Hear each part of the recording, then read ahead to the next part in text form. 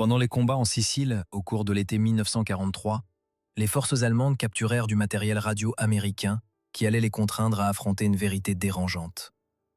Parmi les objets saisis se trouvait un petit boîtier vert olive avec une antenne télescopique qui servait également d'interrupteur d'alimentation.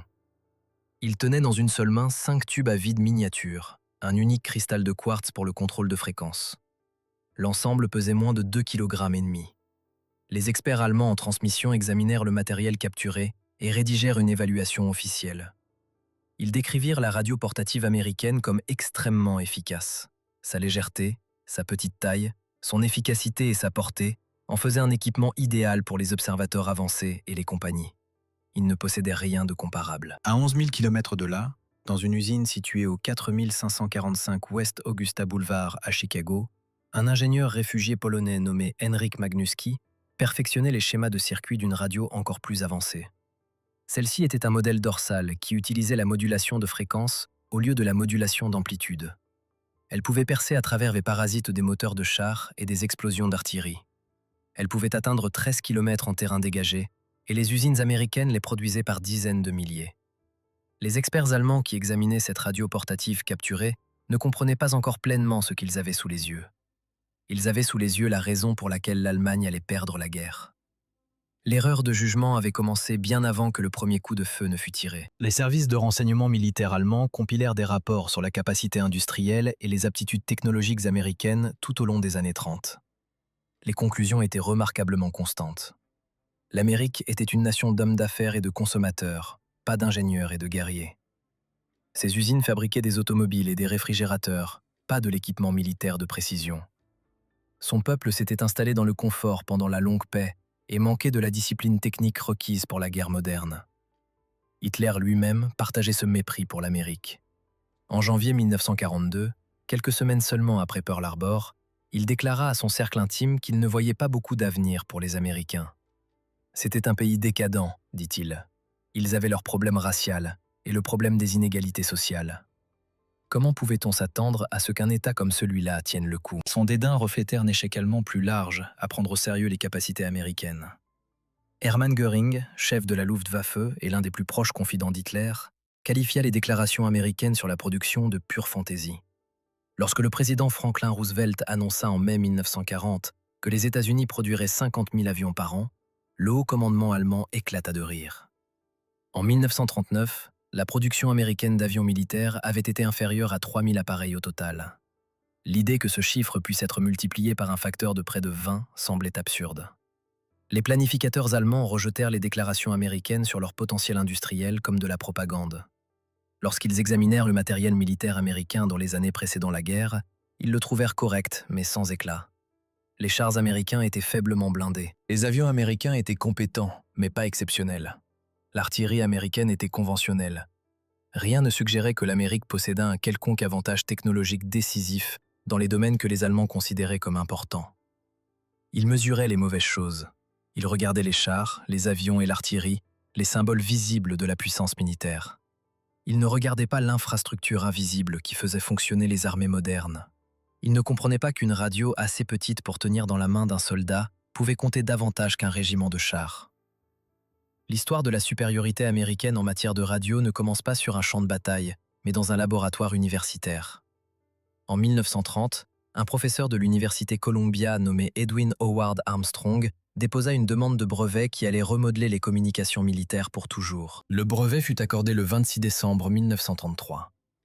Armstrong était déjà l'un des inventeurs les plus célèbres d'Amérique. Pendant la Première Guerre mondiale, alors qu'il servait comme capitaine du Signal Corps à Paris, il avait inventé le récepteur super-hétérodyne, l'architecture de circuit qui allait devenir le fondement de pratiquement toutes les radios construites pendant le siècle suivant. Il avait également inventé le circuit régénératif et le circuit super-régénératif. 3 des 4 innovations fondamentales de la radio étaient nées de son esprit. Mais sa 4e invention allait se révéler la plus déterminante. Armstrong l'appela modulation de fréquence à large bande, ou FM. Au lieu de faire varier l'amplitude d'une onde radio pour transporter l'information, la FM faisait varier la fréquence. La différence semblait technique et obscure. Elle n'était ni l'un ni l'autre. La radio AM conventionnelle fonctionnait en faisant varier la puissance d'un signal radio.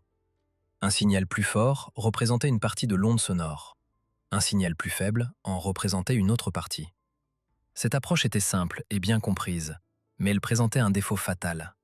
Toute source d'interférence électrique, de la foudre à l'allumage des moteurs en passant par les machines environnantes, pouvait affecter l'amplitude d'un signal. L'interférence se mêlait à la transmission voulue, créant les parasites qui affligeaient chaque émission AM. La FM fonctionnait différemment. Au lieu de faire varier l'amplitude, elle faisait varier la fréquence elle-même. Le récepteur était conçu pour ne répondre qu'aux changements de fréquence, ignorant entièrement les variations d'amplitude. Cela signifiait que les interférences électriques, qui affectaient l'amplitude, étaient tout simplement filtrées. Le 6 novembre 1935, Armstrong se présenta devant l'Institut des ingénieurs radio à New York et fit la démonstration de ce que la FM pouvait accomplir. Il transmit des sons qui étaient méconnaissables sur la radio AM conventionnelle. Un verre d'eau que l'on verse, du papier que l'on déchire, le froissement d'un tissu, un piano jouant avec une clarté cristalline. L'auditoire resta assis dans un silence stupéfait. Il n'avait jamais entendu une telle fidélité dans une transmission radio. La FM d'Armstrong éliminait le souffle et le crépitement qui affligeaient chaque émission AM. Elle supprimait les interférences provenant des équipements électriques, des systèmes d'allumage des moteurs et des parasites atmosphériques. La démonstration marqua le début d'une révolution dans la technologie radio. Les implications pour les communications militaires étaient profondes. Un champ de bataille est le pire environnement possible pour la radio. Les moteurs de char génèrent un bruit électrique massif à partir de leur système d'allumage. Les explosions d'artillerie créent des impulsions électromagnétiques. Les moteurs d'avion crépitent d'interférences. Les conditions météorologiques changent constamment. Les radios AM en combat étaient affligées de parasites si intenses que les opérateurs ne pouvaient souvent pas comprendre les transmissions. Les messages devaient être répétés plusieurs fois. Des informations critiques se perdaient dans le bruit. L'AFM changea tout. Ces circuits limiteurs éliminaient le bruit basé sur l'amplitude. Son effet de capture se verrouillait sur le signal le plus fort, tout en supprimant les interférences. Ces circuits de silencieux signifiaient que les opérateurs n'avaient plus à écouter des parasites constants entre les transmissions. Les communications devinrent claires et fiables, même dans les pires conditions imaginables. En 1938, le colonel Roger Colton, directeur des laboratoires du Signal Corps à Fort Monmouth dans le New Jersey, prit ce qu'Armstrong lui-même qualifia de décision la plus difficile de l'histoire de la radio que quiconque ait jamais été appelé à prendre. Colton ordonna que toutes les futures radios militaires américaines utiliseraient la modulation de fréquence. La décision fut controversée. La FM nécessitait des circuits plus complexes que l'AM. Elle exigeait une fabrication plus précise. Elle utilisait une bande passante plus large. De nombreux ingénieurs soutenaient que la complexité supplémentaire ne valait pas les avantages. Colton passa outre leurs objections. Il comprenait ce que la FF signifiait pour les soldats au combat. Armstrong était si dévoué à l'effort de guerre qu'il offrit l'utilisation gratuite de tous ses brevets FM au ministère de la Guerre pour la durée du conflit. L'Amérique allait entrer en guerre avec la technologie radio la plus avancée au monde, et son inventeur ne demanda rien en retour. L'armée allemande fit un choix différent. Elle resta fidèle à la modulation d'amplitude. Cette décision reflétait des différences plus profondes dans la manière dont les deux nations abordaient l'électronique. L'Allemagne possédait d'excellents ingénieurs radio. Des entreprises comme Telefunken, Lorenz et Siemens produisaient des équipements sophistiqués. Leurs radios étaient bien construites et solidement conçues. Les tubes allemands étaient standardisés pour faciliter le remplacement sur le terrain. La pantode universelle RV12P2000 devint le tube récepteur standard de la Wehrmacht, produit en quantités énormes. La culture militaire allemande mettait l'accent sur la fiabilité par la simplicité. Ils préféraient la technologie éprouvée à l'innovation non testée. La Wehrmacht avait remporté des victoires éclatantes en Pologne, en France et lors des premières campagnes en Russie en utilisant des radios AM. La Blitzkrieg avait conquis la majeure partie de l'Europe. Les divisions de Panzer avaient tranché les défenses ennemies avec une rapidité dévastatrice. Les communications allemandes, bien qu'imparfaites, avaient été suffisantes pour coordonner ces opérations. Pourquoi changer ce qui fonctionnait ? Mais le succès allemand avait masqué une faiblesse critique. Leur première victoire avait été remportée contre des ennemis surpris, non préparés et souvent technologiquement inférieurs. Les Polonais disposaient d'un équipement obsolète et furent submergés en quelques semaines. Les Français furent pris au dépourvu par la rapidité de l'avance allemande et s'effondrèrent avant de pouvoir se ressaisir. Les Soviétiques en 1941 chancelaient sous le coup des purges qui avaient décimé leur corps d'officiers et furent repoussés de centaines de kilomètres dans les premiers mois de combat. Les communications allemandes avaient été suffisantes face à ces adversaires. Les parasites radio étaient une nuisance. pas un handicap décisif lorsqu'on combattait des ennemis déjà vaincus. Mais les Allemands n'avaient pas encore affronté un ennemi capable d'égaler leurs compétences tactiques tout en possédant une technologie de communication supérieure. Ils allaient bientôt découvrir ce que cela signifiait. L'industrie radio américaine s'était développée en servant un vaste marché civil. Au début des années 40, environ 90% des foyers américains possédaient un récepteur radio. Ce marché massif poussait les entreprises à rivaliser sur la taille, le coût et les performances. Les tubes à vide devinrent plus petits à mesure que les fabricants cherchaient à construire des récepteurs portables. La fabrication devint plus efficace à mesure que la production en volume faisait baisser les coûts. Les ingénieurs apprirent à intégrer davantage de capacités dans moins d'espace parce que les consommateurs voulaient des radios qu'ils pouvaient transporter. Quand la guerre arriva, cette expertise se traduisit directement en avantages militaires. L'Allemagne ne connaissait pas de pression de marché équivalente. Son industrie radio servait une population civile plus restreinte et subissait moins de pression concurrentielle pour miniaturiser. Les tubes allemands étaient bien conçus, mais dimensionnés pour des équipements fixes ou montés sur véhicules.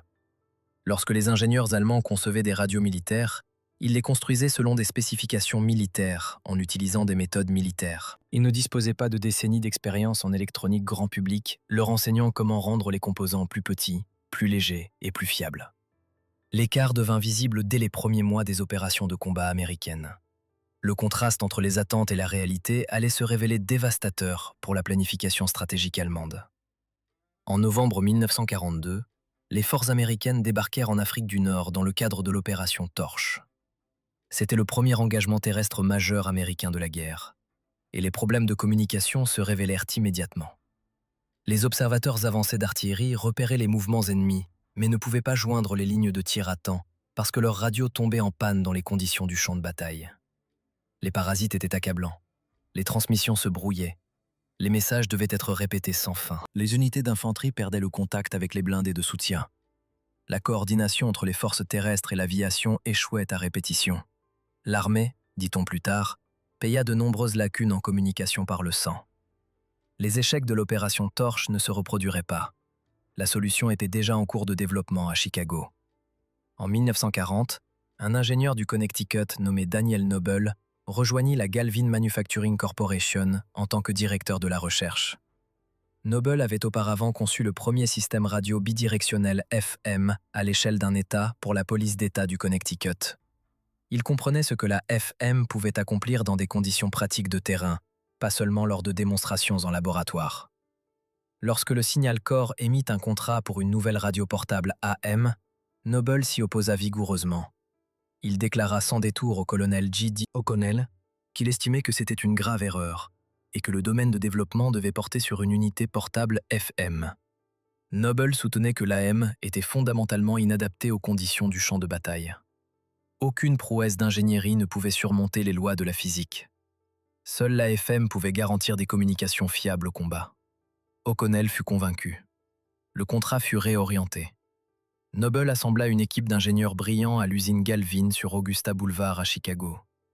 Son principal concepteur de radiofréquences était Henryk Magnuski, un ingénieur d'origine polonaise diplômé de l'Université polytechnique de Varsovie en 1934.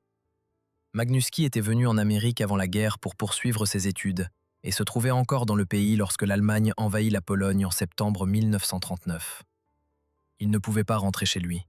Sa famille était piégée derrière les lignes ennemies. Face à la brutalité de l'occupation nazie, Magnuski canalisa son angoisse dans le travail. Il se jeta dans le projet radio avec une intensité qui impressionna même ses collègues les plus acharnés. Travaillant 18 heures par jour dans l'usine de Chicago, il perfectionna circuit après circuit. Les radios qu'il contribua à concevoir participeraient à la libération de sa patrie. Chaque problème technique qu'il résolvait rapprochait cette libération. L'équipe comprenait également Marianne Bond, Lloyd Morris et Bill Vogel. Ils travaillaient de longues heures dans des conditions qui seraient plus tard décrites comme frénétiquement intenses. La guerre allait mal à la fin de 1941 et au début de 1942. Les forces américaines étaient repoussées à travers le Pacifique. Les sous-marins allemands coulaient des navires plus vite que les chantiers navals américains ne pouvaient en construire. Chaque jour de retard dans la livraison d'un meilleur équipement signifiait davantage de soldats américains mourant avec des communications inadéquates. Au printemps 1942, l'équipe disposait de 2 prototypes fonctionnels de ce qui allait devenir le SCR-300. Ils testèrent d'abord les radios à Chicago, en transmettant entre le toit du bâtiment Tropic Air et la réserve forestière de Thatcher Woods. Les résultats dépassèrent toutes les attentes. Le cahier des charges exigeait une portée de 5 km. Les prototypes atteignirent 13 km. L'équipe emmena ensuite les radios à Fort Knox, dans le Kentucky, pour des essais d'homologation officiels devant des officiers du Signal Corps et du comité d'infanterie. C'étaient des professionnels militaires pragmatiques qui avaient vu d'innombrables technologies prometteuses échouer en conditions réelles. Ils étaient sceptiques face aux affirmations d'ingénieurs civils. La démonstration suscita ce qui fut décrit comme une réaction inhabituellement enthousiaste de la part des officiers pragmatiques de l'infanterie et du Signal Corps qui y assistèrent. Ils comprirent immédiatement ce que cette technologie signifiait pour les soldats au combat. Le SCR-300 fonctionnait en FM sur 40 à 48 MHz à travers 41 canaux.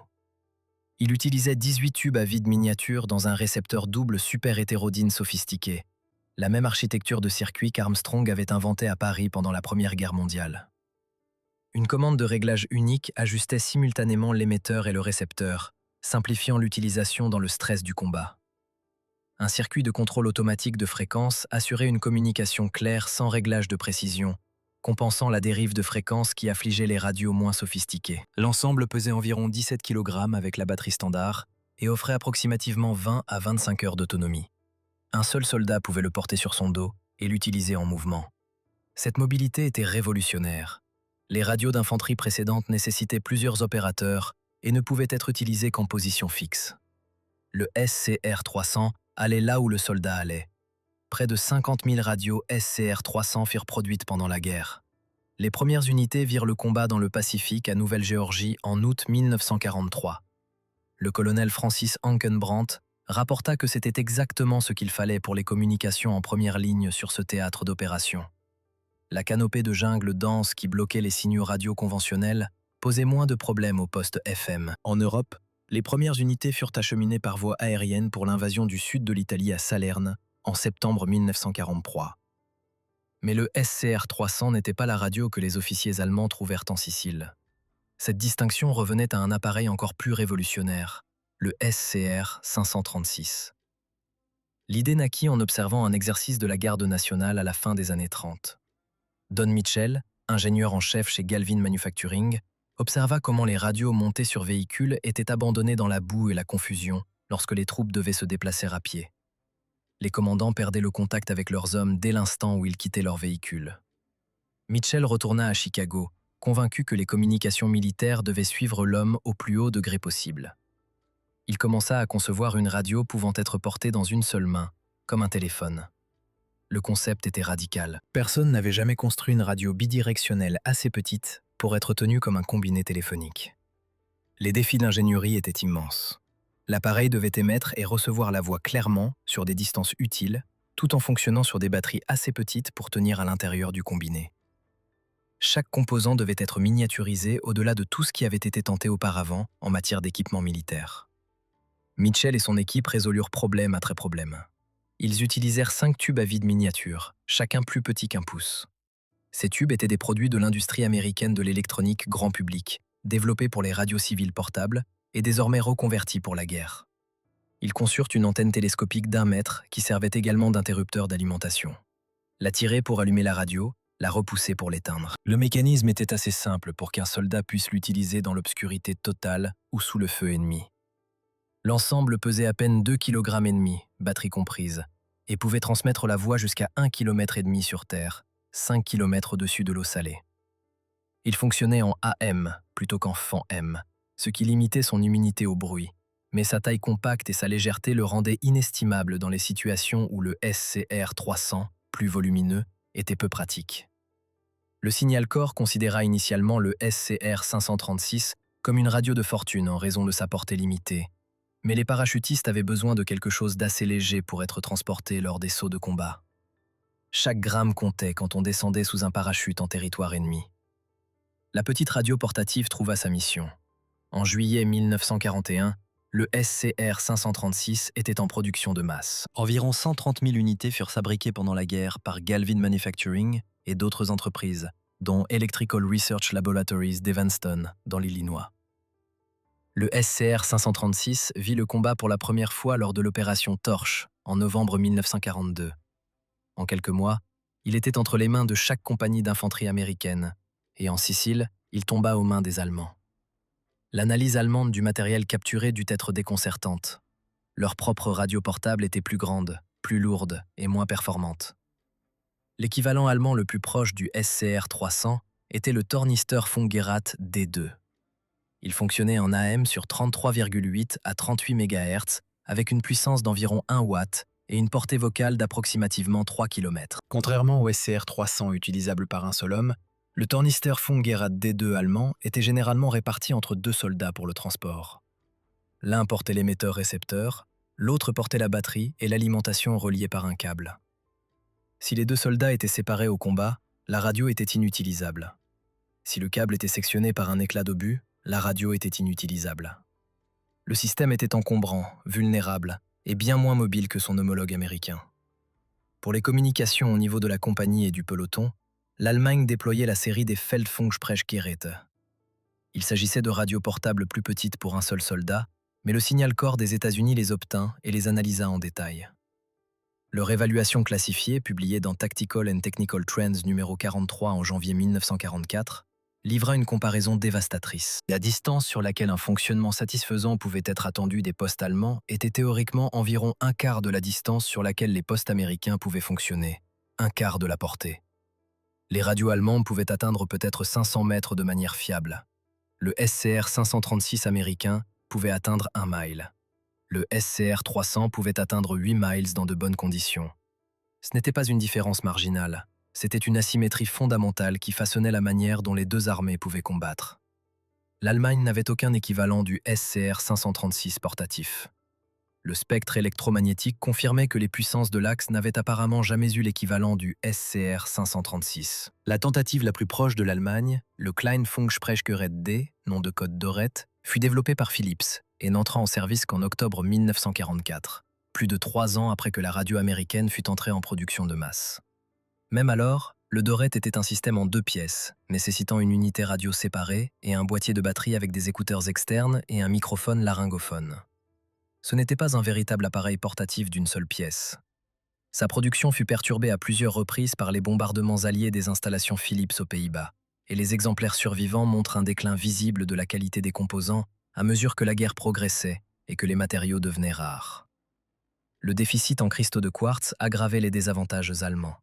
Chaque radio moderne dépend de cristaux de quartz pour maintenir un contrôle précis de la fréquence. Sans contrôle par cristal, les fréquences radio dérivent à mesure que les composants chauffent, rendant difficile le maintien du contact et impossible le fonctionnement dans des environnements à canaux denses.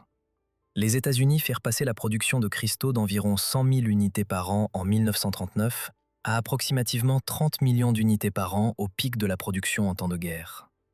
La production totale en temps de guerre atteignit des dizaines de millions de cristaux, représentant l'une des plus grandes entreprises de fabrication scientifique de la guerre. L'industrie américaine résolut des problèmes de fabrication qui avaient semblé insurmontables, développant de nouvelles techniques de découpe et des procédures de contrôle qualité qui multiplièrent la production par 100. L'Allemagne, coupée des gisements de quartz brésiliens par le blocus naval allié, ne produisit qu'une fraction de ce que l'Amérique fabriquait. Les politiques d'autarcie de Göring avaient mis l'accent sur la production nationale de matériaux stratégiques, mais l'Allemagne ne possédait pas de gisements de quartz significatifs. Cela obligea les radios allemandes à s'appuyer davantage sur des oscillateurs à fonctionnement libre plutôt que sur un contrôle par cristal, entraînant une gestion de fréquences moins stable et une incapacité à opérer dans l'environnement de fréquences denses et canalisées que les radios FM américaines naviguaient sans effort. Les conséquences tactiques de ce fossé en matière de communication étaient visibles sur chaque champ de bataille où les forces américaines et allemandes se rencontraient. En Normandie, chaque compagnie de fusiliers de la 29e division d'infanterie des États-Unis transportait 6 radios SCR 536, une pour chacune des 3 sections de fusiliers, 2 pour la section d'armes lourdes, une pour le commandant de compagnie. Au niveau bataillon-régiment, les radios dorsales SCR 300 fournissaient des liaisons vocales FM fiables. L'infanterie américaine pouvait se coordonner en temps réel à chaque échelon de commandement. Un chef de section sous le feu pouvait parler directement à son commandant de compagnie. Un commandant de compagnie pouvait parler au quartier général du bataillon. L'information circulait de haut en bas de la chaîne de commandement en quelques secondes. L'organisation allemande standard ne plaçait la radio qu'au niveau de la compagnie et au-dessus. Les chefs de section communiquaient avec leur quartier général de compagnie par estafette, fil téléphonique ou signaux visuels. Si un chef de section allemand avait besoin de signaler un mouvement ennemi, il envoyait un homme courir à découvert, exposé au feu. Si un chef de section américain avait besoin de signaler un mouvement ennemi, il parlait dans une radio portative et l'information atteignait son commandant en quelques secondes sans exposer quiconque à un danger supplémentaire. Cette différence se mesurait en vie humaine. Le système américain de centre de direction des tirs exploitait cet avantage radio avec un effet dévastateur. Les observateurs avancés, âgés en moyenne d'environ 21 ans, avançaient avec l'infanterie et transmettaient les coordonnées des cibles par radio FM à des centres de direction des tirs centralisés situés à l'arrière. Ces centres convertissaient les données en solutions de tir et pouvaient concentrer le feu de plusieurs batteries sur une seule cible en quelques minutes. Un jeune lieutenant avec une radio et une paire de jumelles pouvait faire pleuvoir les feux d'un bataillon d'artillerie entier sur les positions ennemies, presque instantanément. Il pouvait ajuster le tir en temps réel, guidant les obus sur des cibles qui tentaient de se déplacer. Il pouvait déplacer le tir d'un objectif à un autre sans délai. Cette réactivité était impossible sans des communications radio fiables. Les radios FM étaient essentielles car l'immunité au bruit était indispensable. Les observateurs avancés appelaient souvent un appui-feu tout en s'abritant derrière des chars, accroupis dans des trous d'obus ou avançant sous le feu. Le bruit des moteurs, les explosions et les interférences électriques les entouraient en permanence. Une radio AM aurait été inutile dans de telles conditions. Les parasites auraient noyé chaque transmission. Les radios FM perçaient à travers le chaos et délivraient des communications vocales claires, quelles que soient les conditions du champ de bataille. Le général George Patton observa que l'artillerie avait gagné la guerre. Il décrivait ce système intégré radio-artillerie. L'artillerie américaine devint l'élément le plus redouté de la puissance de combat des États-Unis, précisément parce que la radio la rendait réactive et précise. Les soldats allemands apprirent à redouter le moment où l'artillerie américaine commençait à tomber. Elle arrivait trop vite, trop précisément et trop massivement pour qu'on puisse y échapper. L'expérience allemande à la passe de Kasserine en février 1943 aurait dû fournir un avertissement amplement suffisant du potentiel américain. Le maréchal Erwin Rommel et son Afrika Korps percèrent les positions américaines inexpérimentées. Des unités se débandèrent et s'enfuirent. Du matériel fut abandonné. Les pertes américaines dépassèrent 6000 hommes. Le deuxième corps des États-Unis perdit 183 chars, 104 half-track, 208 canons et 512 camions. Environ 3000 hommes furent capturés, beaucoup d'entre eux dans les premiers jours chaotiques de la percée allemande. Mais ce qui se passa ensuite révéla quelque chose que les Allemands ne surent pas apprécier. Les Américains se rétablirent avec une rapidité stupéfiante. En quelques semaines après le désastre, ils réorganisèrent leurs forces, relevèrent les commandants incompétents et mirent en œuvre les leçons brutales tirées de l'expérience. Le général George Patton prit le commandement du deuxième corps démoralisé et le transforma par la seule force de sa volonté. Patton imposa la discipline avec une intensité impitoyable. Il exigea des standards qui semblaient déraisonnables pour des hommes qui venaient d'être mis en déroute. Mais il écouta aussi ceux qui avaient mal tourné et corrigea les problèmes systématiquement. Les tactiques s'améliorèrent, la coordination se resserra. L'appui aérien devint plus efficace. Les procédures de communication furent révisées sur la base de l'expérience réelle du combat. L'armée américaine possédait un engagement institutionnel à tirer les leçons de l'échec que les Allemands ne comprirent jamais pleinement. Après Kasserine, le commandant des forces terrestres de l'armée mena une revue exhaustive de ce qui avait mal tourné. Ces conclusions furent renvoyées au camp d'entraînement à travers les États-Unis, où elles façonnèrent la préparation des divisions qui n'avaient pas encore été déployées. Les erreurs de février 1943 devinrent le programme d'instruction de mars 1943. En mai 1943, 3 mois après Kasserine, la guerre en Afrique du Nord était terminée.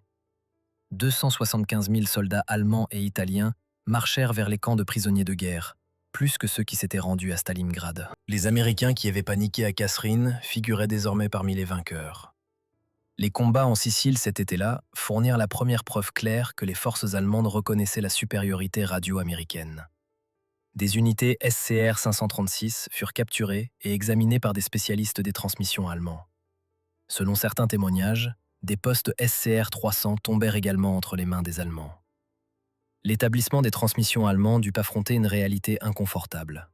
L'ennemi possédait une technologie de communication que l'Allemagne ne pouvait ni égaler ni reproduire. La preuve de l'appréciation allemande pour l'équipement américain devint explicite lors de l'opération Greif en décembre 1944. L'Obersturmbannführer SS Otto Skorzeny, le célèbre commando qui avait libéré Mussolini de sa captivité, tenta d'équiper la Panzer Brigade 150 avec des véhicules, armes et équipements américains capturés pour une opération de déception pendant la bataille des Ardennes. Ces hommes porteraient des uniformes américains et conduiraient des véhicules américains pour semer la confusion derrière les lignes alliées. Skorzeny rencontra un obstacle inattendu. Les unités allemandes de première ligne qui avaient capturé du matériel américain le trouvaient meilleur que le matériel allemand et refusèrent d'en céder une grande partie. Les soldats de combat qui avaient utilisé des radios, véhicules et armes américains capturés savaient par expérience que l'équipement était supérieur. Ils n'étaient pas disposés à l'abandonner pour une opération spéciale, aussi importante fût-elle. Skorzeny n'obtint qu'une fraction de ce dont il avait besoin. 4 automitrailleuses au lieu de véhicules blindés, 30 jeeps au lieu de chars, 15 camions au lieu de la force blindée prévue. L'opération Greif obtint un certain succès tactique en semant la confusion, mais elle n'atteignit jamais ses objectifs ambitieux, en partie parce que les unités de combat ne voulurent pas renoncer à leur matériel américain capturé. L'évaluation allemande la plus autorisée des capacités radio américaines vint après la guerre. En mars 1950, le général des troupes de transmission Albert Braun rédigea un rapport de 250 pages pour la division historique de l'armée des États-Unis, intitulé « Le renseignement radio allemand ». Braun fut le dernier chef des transmissions de l'armée et des forces armées, nommé le 1er novembre 1944, après que ses prédécesseurs, Erich Feldgiebel et Fritz Thiele, furent exécutés pour leur implication dans le complot du 20 juillet contre Hitler. Braun avait survécu à la guerre et aux purges. Il avait commandé les troupes de transmission allemandes du front de l'Est jusqu'à l'effondrement final. Il comprenait mieux que presque quiconque ce que la supériorité radio américaine avait signifié sur le champ de bataille. Son rapport, initialement classifié confidentiel, puis déclassifié par la National Security Agency, consacre le chapitre 4, section 3, spécifiquement à l'évaluation des communications radio de l'armée des États-Unis. Le document complet est disponible dans la collection de documents Friedman déclassifiés de la NSA. Le choix structurel de Braun, consacrer une section d'évaluation formelle aux capacités radio américaines aux côtés des évaluations des systèmes soviétiques et britanniques, reflète le sérieux avec lequel l'officier supérieur des transmissions allemands considérait la technologie de communication américaine. Ce n'était pas un facteur mineur dans la défaite allemande. C'était suffisamment significatif pour justifier une analyse formelle des décennies après la fin de la guerre. La base industrielle qui produisit ces radios n'avait aucun équivalent dans l'Axe. La Galvin Manufacturing Corporation, fondée par Paul Galvin et son frère Joseph à Chicago en 1928, il avait commencé par fabriquer des éliminateurs de batteries pour les radios domestiques avant de créer la marque Motorola pour les autoradios en 1930. Le nom combinait motor et Ola, signifiant le son en mouvement, reflétant l'orientation de l'entreprise vers l'électronique mobile. En 1936, Paul Galvin revint d'un voyage en Europe, convaincu que la guerre était imminente, et orienta la recherche de l'entreprise vers les applications militaires. Il avait vu ce qui se passait en Allemagne et compris que l'Amérique serait finalement entraînée dans le conflit. Quand la guerre éclata, Galvin Manufacturing était déjà prête à produire du matériel militaire. Galvin fut en concurrence avec Hazeltine, Wilcox-Gay et Philco lors des essais d'acceptation de Fort Knox pour le contrat du SCR-300. Ils l'emportèrent grâce à la qualité de leur conception FM et à leur capacité démontrée de produire de l'électronique complexe à grande échelle. Pendant la guerre, l'entreprise produisit près de 50 000 unités SCR-300 et fut le principal fabricant des 130 000 unités SCR-536. Mais l'effort s'étendit bien au-delà d'une seule entreprise. Raytheon produisit en masse des tubes à vide miniatures et subminiatures. Ils fabriquèrent environ 80% de tous les magnétrons pour le radar et produisirent des tubes suffisamment robustes pour survivre à un tir de canon à l'intérieur de fusées de proximité. RCA fut le pionnier du format de tube miniature qui rendit les radios portatives possibles. Western Electric, la branche manufacturière d'AT&T, fournit des tubes et des composants à une échelle énorme. Sylvania développa des filaments à ultra basse consommation, essentiels pour les équipements fonctionnant sur batterie. Les laboratoires d'ingénierie du Signal Corps à Fort Monmouth, dans le New Jersey, employant environ 14 000 personnes pendant la guerre, coordonnèrent l'ensemble du pipeline de développement. L'installation adjacente de Camp Evans abritait le laboratoire conjoint armée-marine de standardisation des tubes et servait de centre principal pour le développement du radar. Les laboratoires de Fort Monmouth expérimentaient avec des émetteurs-récepteurs FM depuis 1936, posant les bases du développement rapide qui suivit. La culture radio-civile américaine fournit un capital humain irremplaçable. En 1939, environ 51 000 Américains détenaient des licences de radio amateurs. Ces passionnés comprenaient la technologie radio par l'expérience pratique. Ils avaient construit leur propre équipement. Ils avaient diagnostiqué des problèmes. Ils avaient développé une compréhension intuitive de la propagation radio. Lorsque les transmissions amateurs furent suspendues en temps de guerre, ces opérateurs affluèrent directement dans l'armée en tant que techniciens radio et officiers des transmissions. Ils apportaient une expertise pratique qu'aucun programme de formation ne pouvait reproduire. L'Allemagne n'avait rien de comparable. Le régime nazi avait restreint l'activité radio-amateur, la considérant comme une menace potentielle pour la sécurité. Les soldats allemands recevaient une formation formelle, mais il manquait de l'expérience pratique qui venait d'années de pratiques amateurs. Le jour J, le Signal Corps fit face à un défi sans précédent. L'invasion de la Normandie nécessiterait la coordination du plus grand assaut amphibie de l'histoire, à travers 5 plages s'étendant sur 50 miles de côte. Des milliers d'avions fourniraient un appui aérien. Des centaines de navires de guerre bombarderaient les défenses côtières. Des dizaines de milliers de soldats débarqueraient dans la première vague seulement. Chaque élément de cette opération massive devait communiquer avec chaque autre élément. Le Signal Corps estima qu'il avait besoin d'environ 90 000 émetteurs pour l'opération Overlord. Les canaux radio dépassaient les fréquences disponibles dans un rapport de 7:1. Le spectre électromagnétique au-dessus des plages de Normandie serait plus encombré que sur n'importe quel champ de bataille de l'histoire.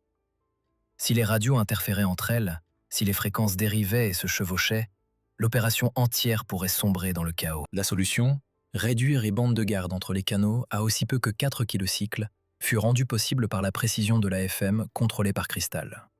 Sans contrôle par cristal, les émetteurs dériveraient vers les canaux adjacents et créeraient des interférences.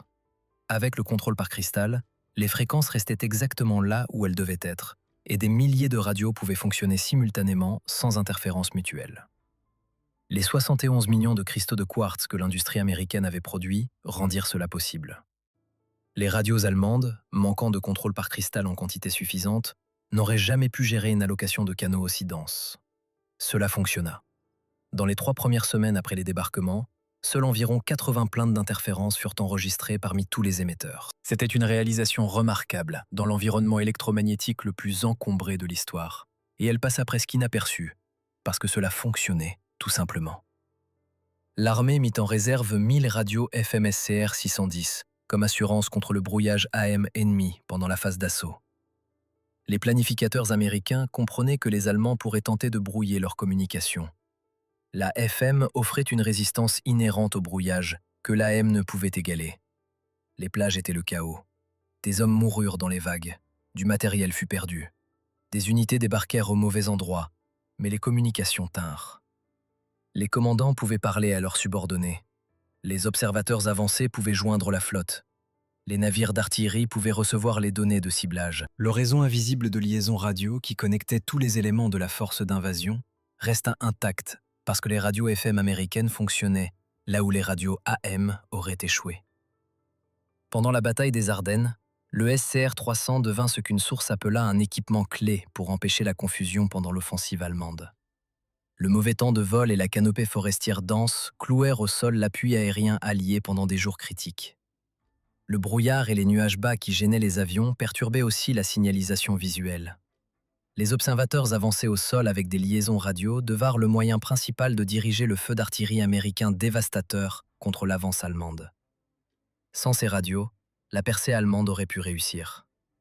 Les panzers qui percèrent les lignes américaines furent arrêtés non par l'aviation, mais par l'artillerie dirigée par des observateurs utilisant des radios FM. Dans le Pacifique, le SCR-300 se révéla essentiel en terrain de jungle, où la ligne de vue était limitée et où les communications filaires étaient constamment coupées par l'artillerie, la faune et la pourriture. Le fil téléphonique tendu à travers la jungle était coupé en quelques heures par des créatures allant des rats aux éléphants. La radio était le seul moyen de communication fiable dans de telles conditions. Après la performance désastreuse des radios AM à Tarawa en novembre 1943, le corps des Marines abandonna entièrement son équipement AM et adopta les postes FM de l'armée de terre. Ce fut un soutien institutionnel décisif à la supériorité de la FM. Les Marines avaient appris à leurs dépens ce qui se passait quand les communications échouaient sous le feu. Ils n'étaient pas disposés à subir ces échecs à nouveau. Les hommes qui conçurent ces radios affrontèrent leurs propres épreuves. Henryk Magnuski, l'ingénieur polonais qui détient 3 brevets sur le SCR-300, travaillait en sachant que sa patrie était sous occupation nazie et que sa famille était en danger. Il canalisa cette conscience dans son travail. Chaque circuit qu'il concevait, Chaque problème qu'il résolvait rapprochait la défaite de l'Allemagne nazie. Edwin Armstrong, dont la technologie FM rendit le SCR-300 possible, fit face à un autre type de tragédie. Après la guerre, RCA choisit de donner la priorité à la télévision plutôt qu'à la radio FM. David Sarnoff, directeur de RCA et autrefois ami proche d'Armstrong, bloqua le développement commercial de la FM. RCA fit pression avec succès auprès de la FCC pour déplacer la bande FM de 42 à 50 MHz vers 88 à 108 MHz, rendant obsolètes environ 400 000 récepteurs FM existants. RCA revendiqua ensuite son propre brevet FM et utilisa la technologie sans payer de redevance. Armstrong intenta un procès en 1948. Le litige consuma sa fortune et sa santé. Le 31 janvier 1954, Edwin Howard Armstrong se jeta dans le vide depuis son appartement au 13e étage à Manhattan. Son épouse Marianne finit par obtenir plus de 10 millions de dollars en règlement de 21 procès pour contrefaçon, réhabilitant son héritage. Mais l'inventeur de la technologie qui avait contribué à gagner la guerre mourut brisé par des batailles juridiques contre une entreprise qui devait son activité radio à son génie. Daniel Noble continua chez Motorola après la guerre, devenant finalement président du conseil d'administration. L'entreprise qu'il avait contribué à bâtir devint l'un des géants de l'électronique américaine, développant des technologies allant des beepers au téléphone portable. Henryk Magnuski resta en Amérique, incapable de retourner dans la Pologne communiste après que les soviétiques eurent remplacé les nazis. Il continua à travailler comme ingénieur jusqu'à sa retraite. Sa contribution à la victoire fut largement oubliée du public, mais restait dans la mémoire de ceux qui comprenaient la technologie radio. Les radios elles-mêmes passèrent dans l'histoire. Le SCR-300 fut finalement remplacé par des modèles plus récents. Le SCR-536 devint un objet de collection recherché par les amateurs d'antiquités militaires. Quelques-uns fonctionnent encore, leurs tubes brillant toujours après 80 ans. Ce sont des vestiges d'un moment où l'innovation américaine, l'industrie américaine et la détermination américaine se combinèrent pour produire des outils de guerre que leurs ennemis ne pouvaient égaler. Les experts allemands qui examinèrent cette radio capturée en Sicile en 1943 regardaient bien plus qu'un simple équipement. Ils regardaient la preuve d'un fossé industriel et technologique que l'Allemagne ne pourrait jamais combler. Leur pays avait des ingénieurs brillants et des soldats courageux, mais l'Amérique possédait quelque chose qui manquait à l'Allemagne. Une industrie électronique façonnée par des décennies de concurrence sur le marché de la consommation, une culture de l'innovation portée par la pression commerciale, des dizaines de milliers de radioamateurs qui comprenaient la technologie par la pratique, expérience, et un inventeur nommé Edwin Armstrong qui offrit à son pays une technologie révolutionnaire sans rien demander en retour. L'écart qui comptait le plus n'était pas une spécification particulière, mais ce que la densité radio permettait au niveau tactique. Considérez ce que cela signifiait en termes pratiques. Un commandant de compagnie allemand repère des chars américains qui approchent de sa position. Il a besoin d'un appui d'artillerie. Il envoie un coureur au quartier général du bataillon avec la demande. Le coureur met 5 minutes pour atteindre le quartier général, en supposant qu'il survive à la traversée du terrain découvert. L'état-major du bataillon évalue la demande et la transmet à l'artillerie. Encore 5 minutes. L'artillerie calcule les solutions de tir et commence à tirer. Le temps que les obus commencent à tomber, 15 ou 20 minutes se sont écoulées. Les chars américains ne sont plus là où ils ont été signalés. Le tir tombe sur un terrain vide. Un commandant de compagnie américain repère des chars allemands qui approchent de sa position. Il parle dans son SCR-300. Le message atteint un observateur avancé en quelques secondes. L'observateur avancé contacte par radio le centre de direction des tirs. En quelques minutes, les obus d'artillerie tombent sur la position exacte des chars allemands, parce que l'observateur avancé peut les voir et ajuster le tir en temps réel. Les chars allemands sont détruits avant de pouvoir se rapprocher de la position américaine. Ce scénario se répéta des milliers de fois sur tous les théâtres d'opération de la guerre. Les Américains pouvaient observer, signaler et réagir plus vite que les Allemands, parce que leur technologie de communication permettait une vitesse de coordination que l'équipement allemand ne pouvait égaler. Ce n'était pas que les soldats allemands étaient moins courageux ou les officiers allemands moins compétents. Ils ne pouvaient tout simplement pas traiter l'information et réagir aux situations changeantes aussi rapidement que les Américains équipés de radio FM.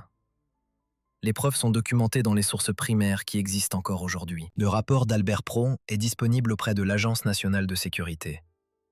Les évaluations du corps des transmissions sont conservées dans les archives militaires. Les spécifications techniques des radios américaines et allemandes peuvent être vérifiées à partir des manuels originaux. Cette histoire n'est pas de la mythologie. C'est de l'histoire consignée par les participants, et vérifiable par quiconque est disposé à examiner les archives. Les nations sous-estiment encore leurs adversaires.